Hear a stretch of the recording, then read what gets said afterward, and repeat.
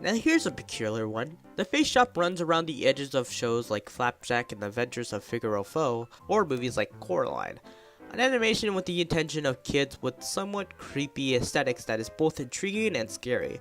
I tell you, I was a wuss back then, so watching crap like this would scare the hell out of me and leave me fearful of it popping up anytime soon. So the way I tried to counter that was to stay up and fall asleep watching TV, some movies, or play video games. I couldn't sleep in the dark comfortably for a while until it was like, I don't know, like 6th grade. That's when I stopped being so scared. This definitely reminds me of times when Courage the Cowardly Dog got me right under my nose and I just hated it. The story is about a boy named Faceless Neil, with what looks like Ghost Freak from Ben 10. They go to a face shop to try to find a face for Neil. When all else fails, they decide to make their own face, in what looks like the most uncomfortable moment in this animation. It, however, works well, and Neil and Ghost Freak happily leave the face shop very satisfied. The story, while simple, is great. Not many kid shows, and shows in general, really got into the deep importance of finding a face, because it's so hashtag relatable, am I right? I honestly love the silly and out of the world direction the story went to.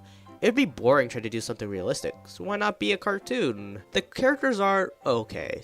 Definitely would fall in love with these guys if they were part of an actual TV show, and not much is shared in order to give some sort of relatability to these guys. I don't blame them for being this way. In fact, this is like the only animation they're really in, but then again, I can't just say the characters are great when they obviously weren't presented that way very well. The sound is great. The voice actors definitely needed some work though. You can hear the voice effect take over Ghost Freak's voice, and Neil sounds like a girl. I will say though, there's at least quality control with the voices. The sound effects were well chosen. In fact, sometimes they fit too well, which is a compliment. The music is also great, giving an old-timey feel to it that easily grows on people without being in your face all the time. The animation is, like Disconnected, amateur when it comes to 2D segments. Definitely rough around the edges and it suffers from being too simple at some points, but it's still pretty good. I won't say it's as amateur as Disconnected, but you can definitely tell it's amateur. The 3D stop motion animation, however, is not. The showcasing of different faces are a little creepy, but mostly interesting. There are definitely moments that I was just straight up creeped out, or I felt the animation crawled under my skin. Whatever it tried to do, it did it. I also, however, see so much potential for this as a show. While I do see one-hit animations in this series, I think, wow, I would love a series like that. Never have I ever felt it stronger than for the face shop.